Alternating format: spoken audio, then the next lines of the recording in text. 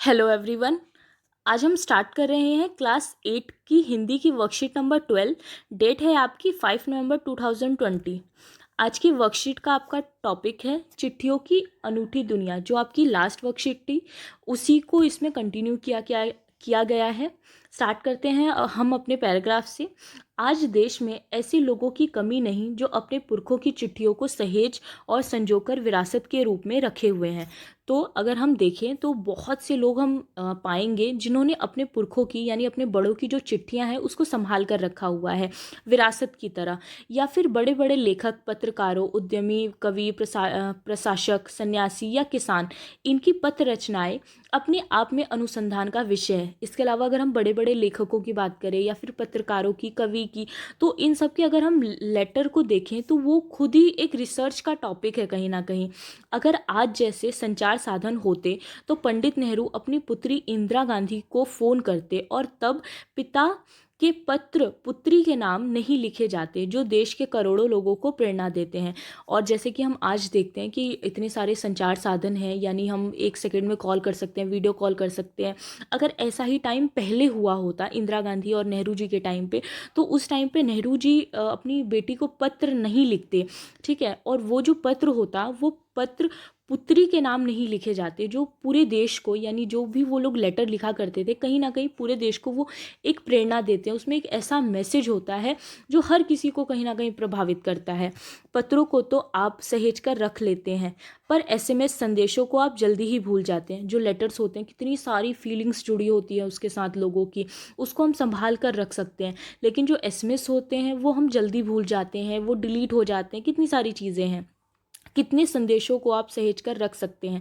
तमाम महान हस्तियों की तो सबसे बड़ी यादगार या धरोहर उनके द्वारा लिखे गए पत्र ही हैं। इवन बहुत सारे जो बड़े बड़े लोग थे, उन्होंने उस टाइम पे जो लेटर्स लिखे थे वही उनकी सबसे यादगार धरोहर के तरह रखी जाती हैं आज भी। भारत में इस श्रेणी में राष्ट्रपिता महात्मा गांधी को सबसे आगे रखा गया है। जो महात्मा गांधी थे उनके द्वारा लिखे गए लेटर या उनको लिखे गए जो लेटर्स थे वो आज भी संग्रहालयों में संभाल कर रखे गए हैं। दुनिया के तमाम संग्रहालय जानी मानी हस्तियों के पत्रों का अनूठा संकलन भी है। तो बहुत सारे ऐसे म्यूजियम्स हैं जहाँ पर लेटर्स को संभाल के रखा गया है। जो बड़े बड़े हमारे नेता थे या बड़े बड़े जो लोग थे, महान हस्तियाँ थी, उन लोगों के जो लेटर थे। तमाम पत्र देश, काल और समाज को जानने समझने का असली पैमाना है। तो लेटर से हमें बहुत सारी चीज़ें पता चलती हैं। अगर उस टाइम के हम लेटर पढ़े तो उस टाइम के सोसाइटी का, कल्चर का, कितनी सारी चीज़ों का, या फिर उस समय समाज में क्या चल रहा था, इन सारी बातों का भी पता चलता है। भारत में आज़ादी के पहले महासंग्राम के दिनों में जो कुछ अंग्रेज अफसरों ने अपने परिवारजनों को पत्र में लिखे वह आगे चलकर बहुत महत्व की पुस्तक तक बन गए। तो उस टाइम पे जब आज़ादी की लड़ाई चल रही थी तब कितनी सारी चीज़ें जब लिखी गई, जो रिलेटिव्स को या अपनी फैमिली को लिखते थे, वो आगे जाके एक बुक की तरह बन गए। इन पत्रों ने साबित किया कि यह संग्राम कितनी ज़मीनी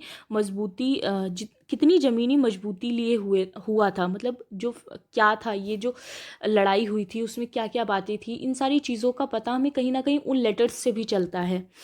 महात्मा गांधी के पास दुनिया भर से तमाम पत्र केवल महात्मा गांधी इंडिया लिखे आते थे और वह जहाँ भी रहते थे वहाँ तक पहुँच जाते थे।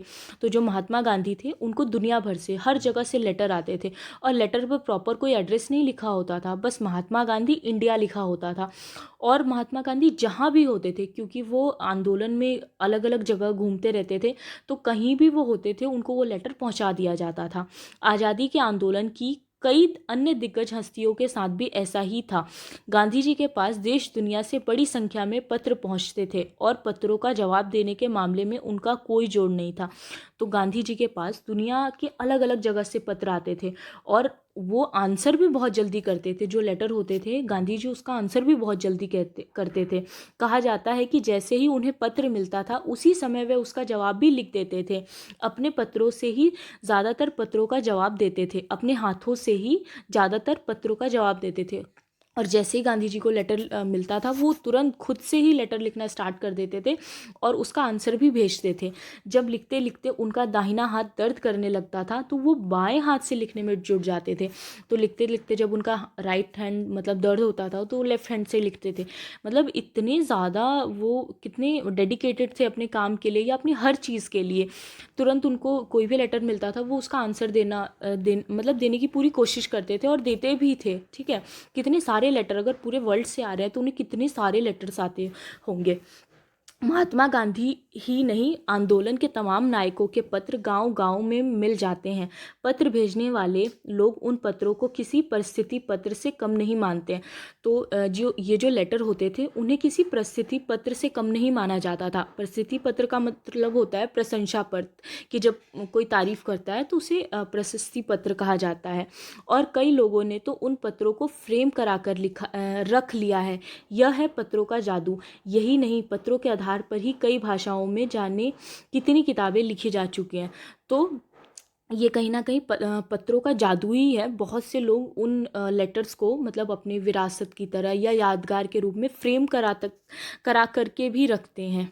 ठीक है, उसके बाद अब एक एक करके हम इसके क्वेश्चन आंसर देख लेते हैं। सबसे फर्स्ट आपका क्वेश्चन है, लोग क्या संजो कर रखते हैं और क्यों? तो आंसर हो जाएगा आपका, लोग पुरखों की चिट्ठियों को संजोकर, सहेजकर और संजोकर विरासत के रूप में रखते हैं। तो जो लोग होते हैं वो उनके बड़ों की जो चिट्ठियाँ होती है उसको सहेजकर संजोकर उनकी याद के रूप में, उनकी विरासत के रूप में रखते हैं। क्वेश्चन सेकंड है आपका, तमाम हस्तियों की सबसे बड़ी यादगार धरोहर क्या है और क्यों? तो तमाम महान हस्तियों की सबसे बड़ी यादगार और धरोहर उनके द्वारा लिखे गए पत्र हैं। यह पत्र देश, काल और समाज को जानने समझने का असली पैमाना है। तो जो लेटर्स हैं वो कहीं ना कहीं देश को, काल को, उस टाइम को, उस सोसाइटी को जानने समझने का एक असली पैमाना होते हैं। लेटर्स से हमें उस टाइम की सोसाइटी के बारे में, क्या चल रहा था सोसाइटी में, इन सारी चीज़ों के बारे में भी जानने में हेल्प मिलती है। क्वेश्चन थर्ड है आपका, दुनिया भर से सभी पत्र महात्मा गांधी के लिए किस पते से आते थे और क्यों? मतलब किस पते पर आते थे और क्यों? आंसर हो जाएगा, महात्मा गांधी को दुनिया भर से पत्र महात्मा गांधी इंडिया पता लिखकर आते थे। तो जो भी लेटर आते थे गांधी जी के लिए उस पर महात्मा गांधी इंडिया इतना ही लिखा होता था। और इसका रीज़न था कि इसका मुख्य कारण गांधी जी का एक निश्चित स्थान पर ना रहना था। गांधी जी देश के कोने कोने में आज़ादी की भावना और उसके प्रति जागृति फैलाने के लिए भ्रमण करते थे। वह जहाँ भी होते थे वहाँ वह पत्र पहुँच जाते थे।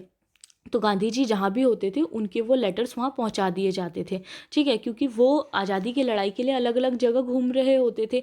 इस वजह से सिर्फ लेटर्स के ऊपर महात्मा गांधी टू इंडिया लिखा होता था बस। फोर्थ क्वेश्चन है आपका, पत्रों का जादू क्या है? आंसर हो जाएगा आपका, पत्रों को लोग किसी प्रशस्ति पत्र यानी कि प्रशंसा पत्र से कम नहीं मानते थे। और कई लोगों ने तो उन दिनों को फ्रेम कराकर, उन पत्रों को फ्रेम कराकर रख लिया है। यह पत्रों का जादू। ठीक है, तो बहुत से लोग उसे प्रशंसा पत्र कहीं ना कहीं मानते थे और बहुत सारे लेटर्स को लोग फ्रेम कराकर अपने घर में रख लिया करते थे। बहुत ज़्यादा कीमती मानते थे उन लेटर्स को। तो इसे ही हम पत्रों का जादू कहते हैं। फिर लास्ट क्वेश्चन है आपका जो कि एक्टिविटी की तरह दिया गया है। जो शब्द है आपका ये पत्र, इसके आगे हमें कुछ वर्ड्स जोड़ के एक वर्ड बनाना है। ठीक है, जैसे फर्स्ट प्रशस्ति पत्र बना के दिया गया है तो उसी तरह से हमें 1 2 3 4 5 और भी वर्ड्स बनाने हैं। तो समाचार पत्र, अभिनंदन पत्र, प्रार्थना पत्र, स्वीकृति पत्र, औपचारिक पत्र। इसके अलावा आप और भी अपनी मर्जी से कोई भी वर्ड लिख सकते हैं, जैसे औपचारिक पत्र, अनौपचारिक पत्र भी लिख सकते हैं। ठीक, नेक्स्ट है आपका, इक लगा के हमें कुछ शब्द बनाने हैं, जैसे कि शारीरिक, नैतिक, पारिवारिक, दैनिक, औपचारिक। ठीक है, थैंक यू सो मच।